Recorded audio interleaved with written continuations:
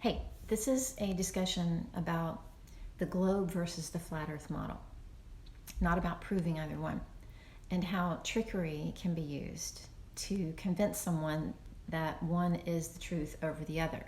Now, the first thing we need to understand is that an inversion is an example of that would be if you have a flat plane disk, say, spreading out an accretion disk like a galaxy from a central vortex, which is the galactic model. It's the model for an atom, and it's the model for the Merkaba energy body of the human being. But if you have this double helix, there's a flat plane running through the center where the accretion disk is coming out from the central core of the vortex. That's the model for the flat earth plane that I have researched.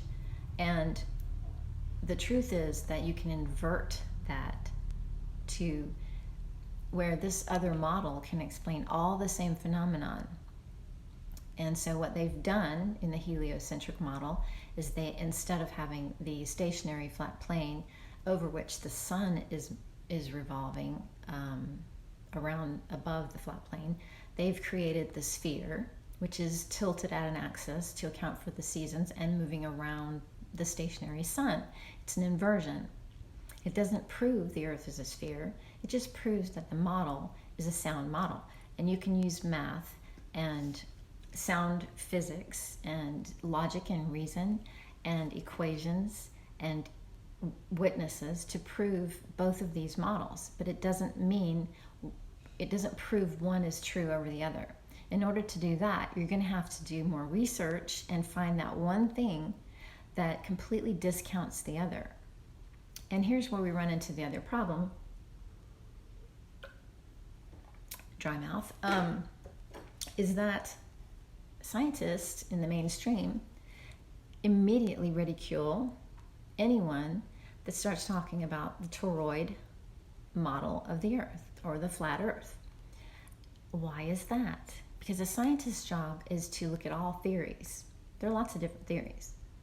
And since the heliocentric model was never proven officially, you cannot discount the other theories. Even if it were proven, children, anyone has the right to look at the other theories and see how they're inversions of each other. This is very important, a very important learning process in not only science, but in psychology, to see how someone can trick you by inverting something. That's what a mentalist does, and that's what black magicians do. They try to trick you by making you think you're seeing something that you're not. Okay, so the other thing is, why would they ridicule anyone for entertaining the theory of the flat earth model? That's the biggest red flag right there. There has to be a reason why mainstream scientists would put television scientists out there on the media to ridicule and pointedly call people idiots and stupid and say things like, and this is the truth, they've said it's not okay to believe the Earth is flat. I got news for you. It is okay to believe whatever you want to believe. It doesn't mean it's true or false. It just means you can believe what you want. And a scientist, their job is to explain to you why they support a theory or don't. But if it's never been proven, then they can't logically, reasonably, or any other way say this is the absolute proof and the truth. So when you are engaging with someone in the debate of whether or not the Earth is flat or a globe, you need to go into it with your own research. You can't just say, I've never researched flat Earth, but it's stupid and you're stupid, and that's the end of it. Well, you can if you want to, but that just makes you look stupid. You got to do the research, and there's a reason why we could be lied to. A very good reason. One is that the world is controlled by a few elite groups. And every time I say that, I'm sure people roll their eyes and say that's a conspiracy theory. But no, it's human nature to want to seek control. Everybody does it to certain degrees, but certain groups will get together and use certain kinds of trickery in order to control the masses. That's just a fact. We've seen it in history.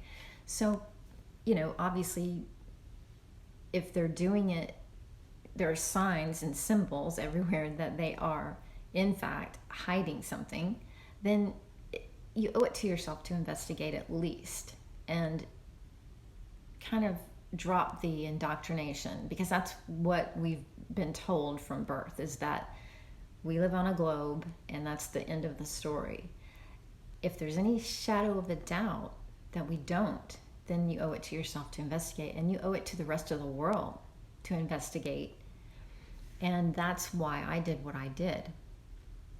Now, once you start investigating, you're going to realize that there are very big flaws with the heliocentric model that the flat earth toroidal model explain, or describe, I should say. So I'll leave it at that, and I hope you do your own investigations.